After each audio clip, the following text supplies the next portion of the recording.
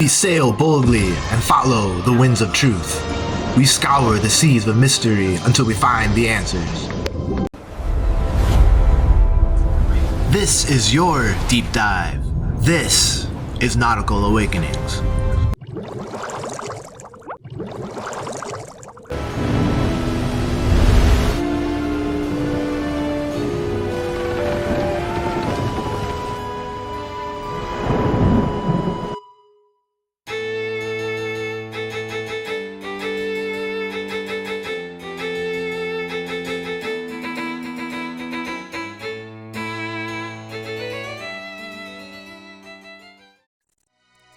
What if everything you experience, your thoughts, your identity, even the world around you, was not actually separate, but expressions of a single underlying reality?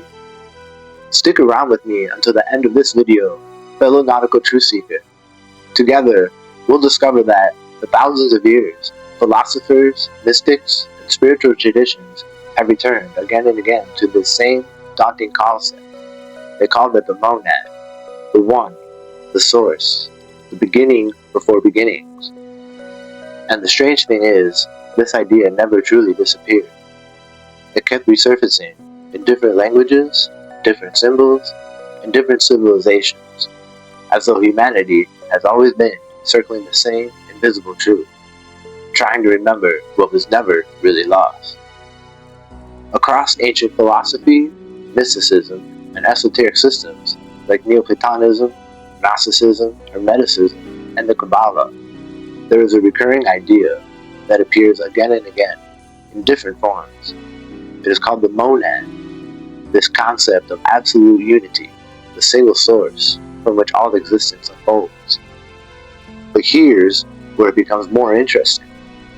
This isn't just a philosophical abstraction from the past. It's a concept that continues to reappear in modern discussions about consciousness, reality, and the nature of existence itself. From Plotinus' one beyond being, to the Gnostic hidden source, to the Hermetic principle of a living universe, every system seems to circle to this same question. Is reality truly made of separate things, or is separation itself part of an illusion created by perception? And as we go deeper into this video, the question slowly shifts. Not just what the monad is, but whether what you call you has ever truly been separate from it at all. At its deepest level, the monad is not simply the idea of one thing. It is the idea of undivided reality itself, prior to all distinction, all separation, and all conceptual structure. It is not one object among many objects. It is not even the first object in a sequence of creation. Instead, it represents the condition that allows anything to be experienced as an object at all. This distinction is subtle, but it is essential. In ordinary thinking, when we say something is one, we usually mean it is a single unit that can be counted. A rock is one rock. A tree is one tree. A person is one person. But all of these ones exist within a world where separation is already assumed. They are individual things inside of a larger field of other things. The monad is not that kind of unity. It is the unity that exists before the possibility of things even arises. This means the monad cannot be fully captured by language, because language itself depends on separation. Every word we use divides reality into categories, this and that, subject and object, here and there, and so on. The monad exists prior to that division. It is the silent ground where distinction has not yet occurred. This is why many philosophical traditions struggle when they attempt to describe it directly. The monad resists definition, not because it is vague, but because it is too fundamental. Definition requires boundaries, but the monad is the absence of boundaries at the most essential level of existence. In this sense, the monad is often described not as something that has unity, but as unity itself in its most absolute form. It is not unified the way a group is unified.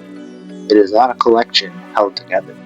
It is the condition in which collection and parts have not yet emerged.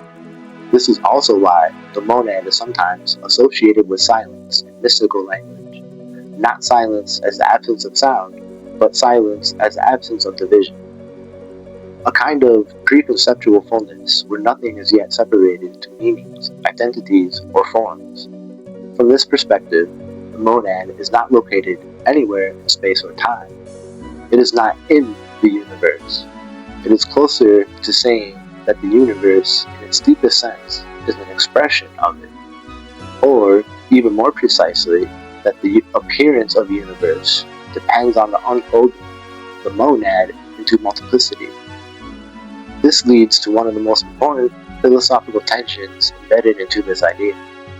If the monad is absolutely unified, how could anything else appear without breaking that unity? If it remains whole, how can division arise at all? Different traditions answer this differently, but they all preserve the same core intuition and concept. Whatever appears as multiplicity does not exist outside of unity.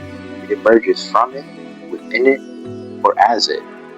This is why the monad is sometimes described as both immanent and transcendent at the same time. It is transcendent because it cannot be reduced to anything within the world. It cannot be pointed to as an object or located as a phenomenon. And yet, it is immanent because there is nowhere it is not present. If it is the ground of all existence, then everything that is, in some sense, already within it. This dual character creates a paradox that runs through nearly every tradition that touches the monad. It is beyond form, yet all forms depend upon it. It is beyond thought, yet all thinking arises within it. It is beyond existence as we know it, yet nothing can exist without it. This is also why the monad is often connected to the idea of the absolute in philosophy. Not absolute in the sense of dominance or power, but absolute in the sense of being complete in itself, not dependent on anything else for its reality.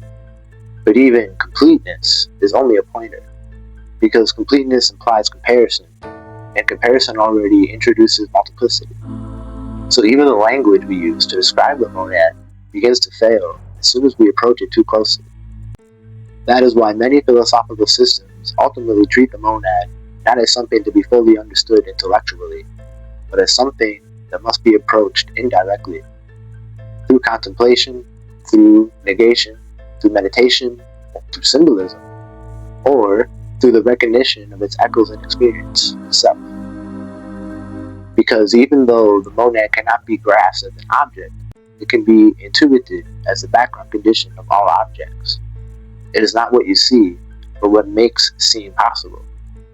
It is not what you think, but what allows the thoughts to arise anyway, or to begin with. It is not what you are aware of, but the fact that awareness itself is even happening at all. And in this sense, the monad is not distant at all.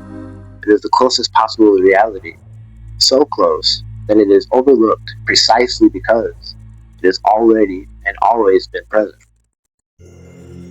In the Pythagorean worldview, the monad is not simply a philosophical abstraction. It is the living root of mathematical reality itself. But to understand how radical this is, we have to step back from how modern culture thinks about numbers. Today, numbers are usually treated as tools. We use these tools to measure, quantify, and calculate. They are seen as human inventions or symbolic systems layered onto a physical world that already exists independently of them. But for the Pythagoreans, this relationship was reversed. They believed that number was not something imposed onto reality. Instead, number was what reality was made of at its deepest level. The universe was not built from matter first and then described by mathematics afterward. Rather, matter itself was a visible expression of numerical order. Reality was, in a sense, structured by number before it ever became physical. And at that root of the numerical structure stood the monad. The monad was not just one in a counting sense. It was the principle of unity that makes number possible at all. Without the monad, there is no two, because there's nothing for duality to emerge from. There is no many because multiplicity requires an original unity that can be divided or differentiated. So the monad is not simply the first number in a sequence, it is the origin of sequence itself. It is what allows progression, comparison, and distinction to arise. This is why the Pythagorean monad is often described as something beyond number, even while being the source of that number, or numbers. It is both inside the numerical order and prior to it at the same time. It is the silent origin from which structure emerges, but it is not itself structured in the same way. From the monad emerges the dyad, which introduces the principle of separation. This moment is extremely important in Pythagorean metaphysics because it marks the birth of contrast. Once duality exists, reality becomes relational. There is now inside and outside, self and other, light and shadow, presence and absence. This world of experience begins here. From the dyad comes further unfolding. The triad introduces meditation and harmony, where opposing forces begin to interact. The tetrad introduces stability and structure, and eventually, through continued unfolding, the numerical order becomes the foundation of geometry, harmony, and the visible cosmos. This is why Pythagorean thought is not just mathematical, but deeply symbolic. Every number represents a stage in the unfolding of reality from unity into multiplicity.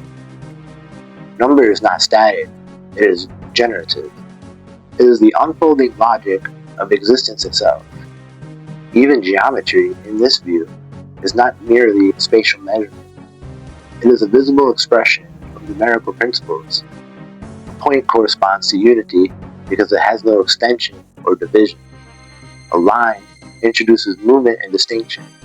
A plane introduces dimensionality and relationship. And physical bodies represent the full expression of structured multiplicity. In this sense, space itself is not primary. Structure is primary, and structure emerges from unity. The monad, therefore, is not just the beginning of number. It is the hidden reason why order exists at all. Another important aspect of Pythagorean thought is the idea of harmony. They observed that musical intervals correspond to simple numerical ratios. This discovery was not just scientific for them, it was metaphysical. It suggested that beauty, order, and harmony are not subjective experiences imposed upon reality, but reflections of the underlying numerical structure of existence. Music, geometry, and cosmic order were all seen as different expressions of the same principle. And at the root of that principle was the monad, the indivisible source from which all proportional relationships arise. This is also where the symbolic dimension of Pythagoreanism becomes especially important. The famous tetraxis, or tetraxis, a triangular arrangement of 10 points, was not merely a diagram. It represented the entire process of cosmic unfolding. 1 becomes 2, 2 becomes 3, and so on, until fullness is reached. But the monad remains implicit even in the final stage, because every level of complexity still depends on the original unity from which it emerged. What makes this worldview so powerful is that it dissolves the boundary between mathematics and metaphysics. In modern thinking, math describes reality. Pythagorean thought, math is reality in its most fundamental expression. So when they speak of the monad, they are not speaking about an abstract philosophical idea floating about existence. They are speaking about the deepest layer of structure beneath everything that appears to exist at all. And if that is true, then reality is not random, not chaotic, and not fundamentally fragmented. It is ordered from the beginning. But that order does not begin with complexity. It begins with absolute simplicity. The monad is that simplicity. And from that simplicity, everything unfolds. If the monad represents absolute unity, then one of the most profound philosophical questions naturally follows. How does anything else arise from it without destroying its unity? This is where the idea of emanation becomes essential. Emanation is not creation in the ordinary sense. It is not something being manufactured outside of the source, as though the source were separate from what it produces. Instead, emanation describes a process in which reality unfolds from within reality itself, without unity ever being divided or diminished. A helpful way to imagine this is not mechanical production, but something far more organic and continuous. Light does not break off from the sun when it shines. The sun remains whole, yet light still appears. A flame can ignite another flame without losing its own fire. A spring can overflow into a river without it being emptied. These images are not exact descriptions, but attempts to point towards something that cannot easily be captured in ordinary terms. In this sense, the monad does not become the world in a literal way. Rather, the world is what appears when unity expresses itself at different levels of intensity or clarity. This introduces an important metaphysical idea. Multiplicity is not separate from unity, but dependent on it. The many are not outside of the one. They are what the one looks like when it is no longer experienced as undivided. Different traditions describe this unfolding in layered structures, where reality becomes progressively more differentiated as it moves away from its source. What begins as absolute unity becomes the conditions for intellect, then for soul, and eventually for the physical world of time, change, and distinction. But at no point is the source actually lost. It remains present at every level, even if it is no longer directly recognized. This is why emanation is often described as a kind of descent without separation. Nothing is truly cut off from the source. Instead, awareness of the source becomes increasingly obscure as form becomes more complex. So, the emergence of many is not a break from unity. It is unity expressed through degrees of differentiation. And that means the world is not a departure from the monad. It is the monad, appearing as multiplicity. Back in the 3rd century, during the period of late antiquity, a man named Plotinus was one of the most important philosophers of his time. He became the central figure of what is now called Neoplatonism. He wasn't just building an abstract system of thought. He was attempting to describe the deepest structure of reality as something that is unified, living, and intelligible from the inside out. His work reshaped earlier Greek philosophy, especially Plato's ideas, into a far more mystical and layered version and vision of existence. In his system, everything that exists flows from the single ultimate source, which he called the One, and the entire cosmos is understood as a kind of unfolding expression of that source in progressively more complex and fragmented form. What makes Plotinus so important is the context of the monad is that he takes the idea of unity and pushes it to its absolute limit, suggesting that the ultimate principle of reality is not just beyond the physical world, but beyond being itself. For him, the highest principle, which he calls the One, is not simply the greatest thing that exists. It is not even a being in the ordinary sense of it. Instead, it is beyond being entirely. This means it is not located within a hierarchy of existence. It is what makes existence possible in the first place. This distinction is crucial. If the One were merely the highest being, it would be still part of the system of comparison. But Plotinus, trying to describe something that cannot be compared, because comparison already belongs to the realm of multiplicity. The One, in this view, is completely simple. It has no internal structure, no division, no composition, and no opposition. It is pure unity without parts.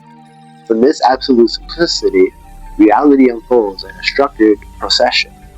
First comes intellect, the realm of perfect forms and archetypal patterns. This is where ideas exist in a complete and eternal state, not as thoughts in a mind, but as the very structure of intelligibility itself. From intellect emerges the soul, which introduces movement, life, and mediation. soul bridges the gap between the eternal and the temporal, organizing and animating the realm of change. Finally, there is the material world, where unity appears most fragmented and dispersed. Here, reality is experienced through time, change, limitations, and separation. But Plotinus does not see this structure as a fall in the moral sense. Instead, it is a gradual diffusion of unity into expression. Each level is still connected to the one, but the clarity of that connection diminishes as differentiation increases. This creates an important philosophical reversal.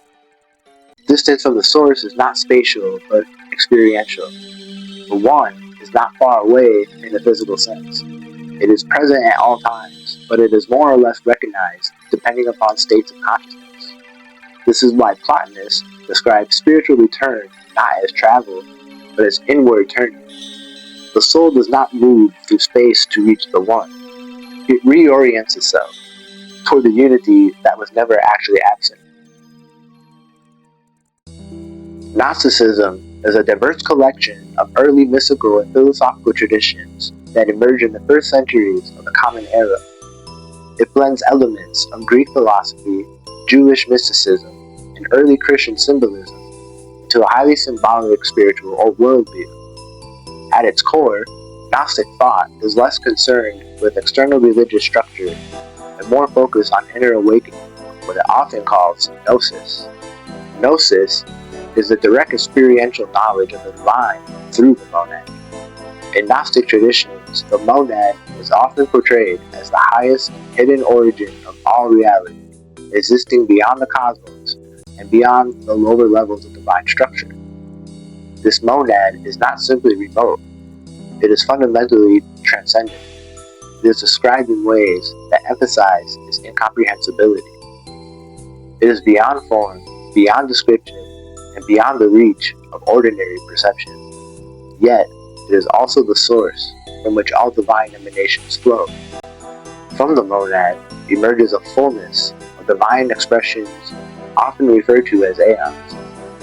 These are not separate gods in the conventional sense, but structured emanations of the divine reality itself. Together, they form a realm of wholeness and harmony that exists beyond the material world. However, in many Gnostic systems, the process of emanation introduces increasing levels of distance from the original unity. As reality unfolds further from the monad, it becomes more fragmented, more limited in awareness, and more subject to imperfection.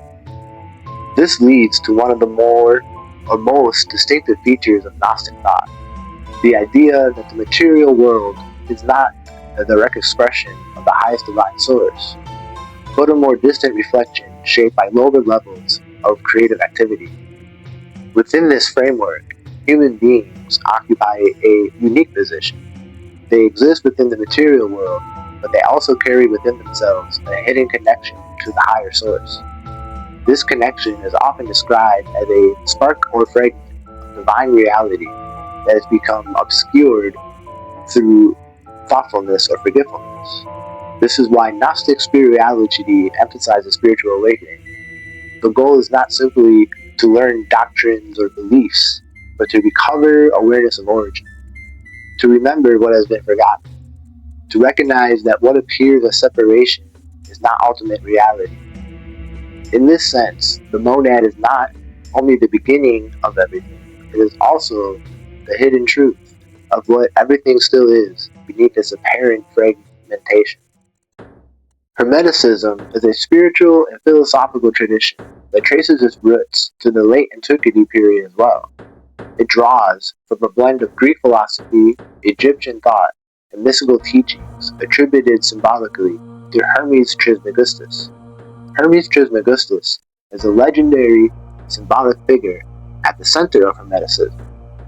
The name itself means thrice great Hermes, and he is traditionally portrayed as a fusion of two major cultural deities, the Greek god Hermes and the Egyptian god Thoth. Hermes was associated with communication, travel, and divine messages, while Thoth was linked to wisdom, writing, mathematics, and sacred knowledge. Over time, these two figures were blended into a single archetypal teacher of wisdom, representing the ideal of universal hidden knowledge. He represents the idea of a premortal sage who supposedly received direct knowledge of the structure of reality, covering topics like the nature of the divine mind, the relationship between spirit and matter, and the hidden laws connecting all levels of existence. In Hermetic thought, he functions less like a human teacher and more like a timeless archetype of divine intelligence revealing itself through symbolic teaching.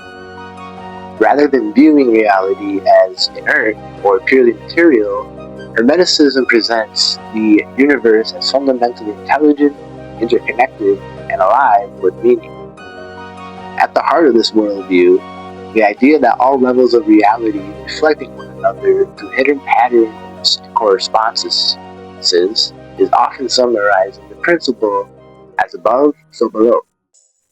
Within this framework, the monad is understood as the singular source of all existence, the divine unity from which both mind and matter emerge as expressions of the same underlying reality. Hermetic thought, therefore, treats the universe not as a collection of separate things, but as a unified system of symbolic relationships emanating from a single living origin. Unlike systems that separate spirit and matter completely, Hermeticism emphasizes continuity. The divine is not distant from the world, it is woven through it. The universe is not inert substance, but a dynamic field of correspondence, meaning, and resonance. This is where the idea that as above, so below becomes essential. It expresses the notion that patterns repeat across levels of reality.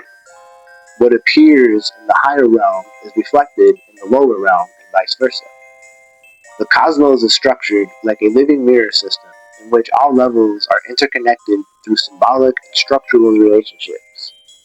Within this framework, the monad is not just the origin of existence, it is also the principle of coherence that measures reality, it is the principle of coherence that ensures reality remains intelligible.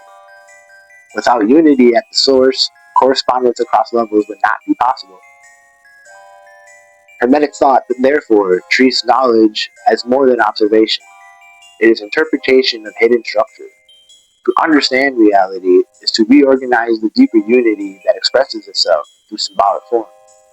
In this way, the monad becomes both physical origin and interpretive key, revealing that reality is not random, but deeply ordered, even when that order is not immediately visible. The Kabbalah is a mystical tradition within Judaism that explores the hidden structure of reality, the nature of the divine, and the relationship between the infinite source of existence and the finite world we experience. Rather than focusing only on literal or external interpretations of Scripture, Kabbalistic thought seeks deeper symbolic meanings that describe how reality unfolds from a boundless divine origin into structured levels of manifestation. In this context, it becomes closely aligned with the monad concept because it describes existence as emerging from the infinite, unknowable source beyond all definition of form. Through a series of emanations often mapped in the tree of life, Kabbalah explains how the infinite becomes progressively filtered into creation without ever truly losing its unity. Within the Kabbalah are concepts which serve as another sophisticated framework, pointing toward the same core idea that all apparent multiplicity in the universe is ultimately rooted in and continuously sustained by a single infinite source. Kabbalistic thought introduces the monad through the concept of Ein Sof, the infinite without limit or definition. Ein Sof is not simply a very large being or an expanded version of divinity. It is beyond all categories entirely. It has no form, no attribute, and no definable structure. It is infinite in the sense that it cannot be confined by any boundary or conceptual limitation. Yet, from this absolute infinity, finite reality still emerges. This raises one of the central mysteries of Kabbalistic metaphysics. How does the infinite express itself as the finite without ceasing to be infinite? The answer lies in the idea of concealment and unfolding. The infinite does not change into something else. Instead, it becomes progressively expressed through structured levels of manifestation. Each level represents a different degree of concealment of the infinite source.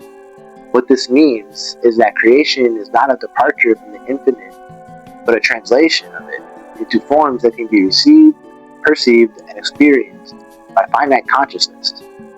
In this view, limitation is not the absence of divinity, it is the condition through which divinity becomes expressible. The monad, understood through this lens, is not something behind the world in a distant sense. It is the hidden continuity that allows the world to exist as a structured expression of the infinite.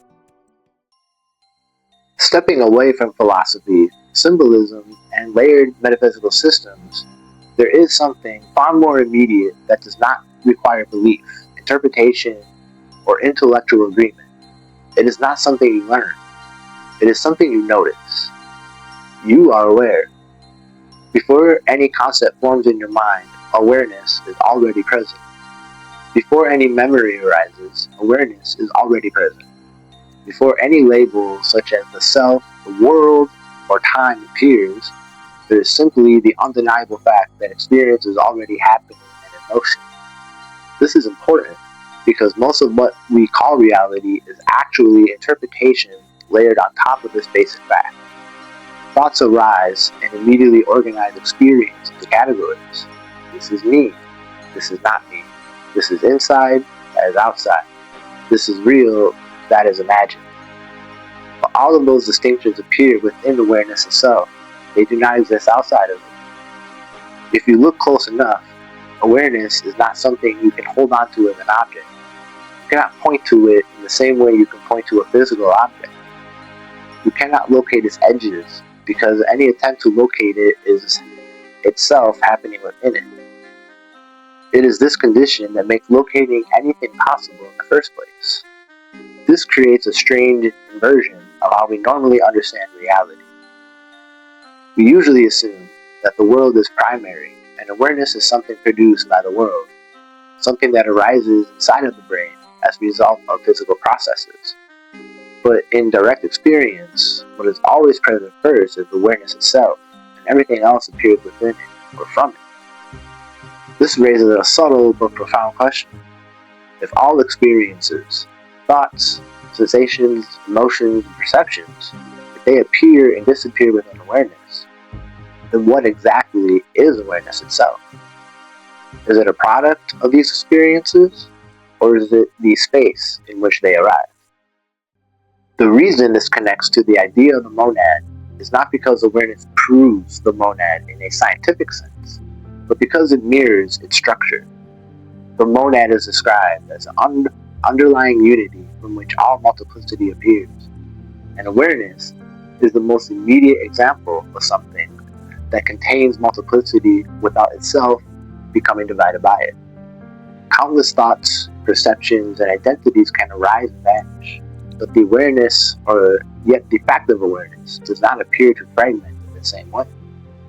Even when your thoughts are chaotic, awareness remains quietly consistent. Even when your emotions shift dramatically, the fact that experience is occurring does not disappear. Even when your sense of identity changes over time, there is still a continuity of knowing that those changes are being witnessed. This is why many contemplative traditions emphasize turning attention back toward the act of awareness itself, not as a belief system, but as a direct investigation into experience. When attention stops being fully absorbed in the content of experience and begins to notice the fact of experiencing, a different kind of clarity can emerge. In that clarity, the usual boundaries between self and world can start to feel less fixed.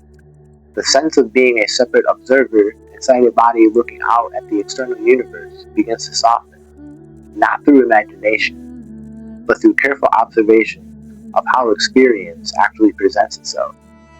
What remains is not a conclusion, but a recognition that all distinctions are appearing within something that is not itself divided in the same way. And this is where the philosophical idea of the monad begins to feel less like an abstract theory and more like a way of describing a very intimate feature of existence itself. Not something distant or cosmic in a purely external sense, but something so immediate that it is often overlooked precisely because it is always already here. In this way, the monad is not only a metaphysical origin point discussed by ancient traditions, it becomes a pointer toward the most fundamental aspect of lived experience, the simple fact that anything at all is being known. And once that is seen clearly, even briefly, it changes the way the entire question of reality is framed. Instead of asking only what the world is made of, the question subtly shifts towards something deeper. What is it that makes any world appear at all? Gottfried Wilhelm Leibniz, a 17th century philosopher and polymathematician, helped shape early modern philosophy alongside figures like Descartes and Spinoza.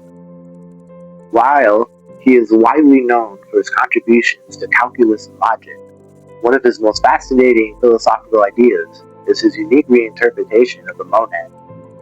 Unlike earlier mystical or singular conceptions of the monad as a single ultimate source, Leibniz proposes a universe made up of countless individual monads, similar to the idea of multiverses or multi-universes. These multiverses or multi-monads serve as fundamental, indivisible units of reality that each contain their own internal perspective on the entire cosmos. In his system, reality is not built from material particles interacting mechanically, but from these immaterial centers of perception, each reflecting the universe in its own way. This creates a radically different but deeply related vision of unity, where the monad is no longer only the source of all things, but also the structure within all things, expressing unity through infinite individuality. Each monad is a complete center of perception, containing within itself a representation of the entire universe, but from a different perspective. No two monads perceive reality in exactly the same way. This means reality is fundamentally perspectival. Every point of existence reflects the whole, but from its own internal viewpoint. Despite this multiplicity, monads do not interact mechanically. Instead, their states unfold in harmony according to a pre-established order. This creates a universe in which individuality is preserved, but global coherence is maintained. In this system, unity is not destroyed by plurality. Instead, unity expresses itself through an infinite diversity of viewpoints. The universe becomes a structured harmony of perspectives, rather than a single homogeneous field. This transforms the monad from a singular origin into a distributed principle of unity expressed through infinite individuality. While the monad is most commonly discussed through Greek philosophy, Western mysticism, and esoteric traditions, similar intuitions about unity and underlying reality also appear in several Eastern spiritual frameworks, even if they are expressed in very different language and cultural forms. In Buddhism, there is no direct equivalent to a creator monad or a singular divine source in the Western hemispherical metaphysical sense. However, certain Buddhist teachings point toward a reality that is deeply aligned with the experience of unity behind appearances. Central to this is the concept of emptiness, or sunyata, which means the absence of independent, fixed existence in all phenomena. Everything arises interdependently, meaning nothing exists as a completely separate, self-contained entity. From this perspective, the world is not made of isolated things, but of relationships and conditions unfolding together. In meditative insight traditions, this can lead to a direct experiential recognition that distinctions between self and the world are not as solid as they appear, echoing in a different way the monad-like intuition that multiplicity may arise from a deeper, undivided ground of experience. Taoism expresses a similar but more fluid vision through the concept of the Tao, often described as the underlying way or natural order of reality that cannot be fully named or defined. The Tao is not a deity or an object, but the ineffable source and flow from which all things emerge and to which all things will eventually return. It is described as something that precedes form, naming, and duality, existing before distinctions like high and low, good and bad, self, and other arise. In this sense, the Tao functions in a way that closely parallels the monad as an underlying unity, but instead of being framed as a static one, it is understood as a dynamic process, an ongoing unfolding of reality that cannot be separated from the flow of existence itself. Shintoism, while very different in structure and metaphysics, also contains an implicit sense of underlying unity through its reverence for kame or kamai, the sacred presences found in nature, objects, places, and phenomena. Rather than emphasizing a single absolute source, Shinto tends to express a worldview in which the sacred is eminent throughout reality itself. Mountains, rivers, wind, ancestors, and even ordinary spaces can all be expressions of the sacred divine presence.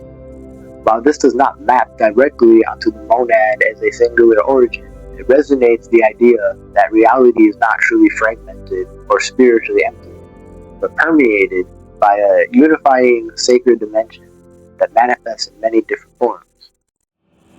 Taken together, these traditions do not describe the monad directly, but they echo its central intuition in different ways. Buddhism points towards the dissolution of fixed separation. Taoism points towards an ineffable source, flow underlying all things, and Shintoism points towards the sacred presence woven into the fabric of nature itself. Each, in its own language, gestures towards the idea that what appears as many may be rooted in a deeper continuity that is not easily reduced to ordinary conceptual categories. In modern thought, the monad is no longer typically treated as a literal metaphysical entity, but its core intuition continues to reappear across multiple disciplines. In philosophy of mind, questions about the nature of consciousness often return to whether subjective experience is fundamental or emergent. In some interpretations, consciousness appears less like a byproduct of matter and more like a foundational feature of reality itself. In physics systems theory, reality increasingly appears less like a collection of isolated objects and more like a network of interdependent relationships. What we call things may be better understood as patterns within a deeper field of interaction.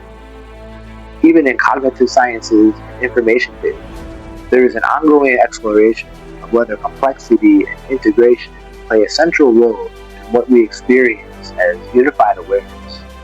While none of these frameworks directly restate the monad in traditional language, they continue to orbit the same core question: whether reality is fundamentally fragmented or whether fragmentation is a surface level appearance within a deeper unity. The monad persists across philosophical, mystical, and even modern scientific adjacent thought because it repeatedly addresses a fundamental tension in human understanding: whether reality is ultimately one unified whole or a collection of separate things that only appear connected. On the surface, the world is experienced as fragmented objects, identities, and moments.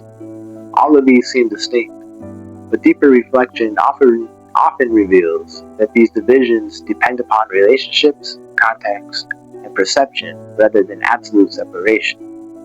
Because of this, the monad functions as a way of expressing a boundary in thought itself. Every system of explanation eventually reaches something it cannot reduce further, a foundational principle it must simply assume. The monad often reappears at this edge, representing the idea of an underlying unity that cannot be fully described without becoming conceptual abstraction, or conceptual abstraction, rather than direct explanation. It also resonates psychologically because human experience contains both change and continuity. Thoughts, emotions, and identities shift constantly, yet awareness itself feels continuous. The monad becomes a way of framing this intuition that the monad becomes a way of framing this intuition that beneath constant variation, there is still an unbroken field of experience. Finally, the idea persists because language itself naturally divides reality into parts, while lived experience often feels more fluid and interconnected than language can fully capture. The monad keeps reappearing as a conceptual attempt to point toward that deeper wholeness behind description, sitting at the edge of what can be said about reality itself. Across every tradition we have explored, Neoplatonism, Gnosticism, Hermeticism, the Kabbalah, and even modern interpretations of consciousness, the monad appears again and again in different language, but pointing toward the same central idea, that beneath the complexity of existence, beneath the layers of form, identity, and separation, there is a fundamental unity that everything depends on. Some systems call it the One, others call it Ein Sof, the hidden source, or divine mind. But all of them circle in the same philosophical center. Reality, at its deepest level, may not be fragmented at all. And what we experience as separation between the self and the world, mind and matter, observer and observed, may not be the ultimate truth, but a surface level appearance within something far more unified.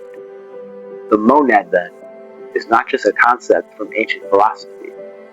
It becomes a lens, a way of questioning whether the boundaries we take for granted are actually fundamental or simply the limits of our perception itself. And that leaves us with a final reflection. If everything we experience is appearing within a single field of awareness, and every system of thought across history keeps returning to the idea of underlying unity, then the real mystery is no longer just what the monad is. It becomes whether reality was ever truly divided in the first place. It becomes if you've ever been truly separate for God or not.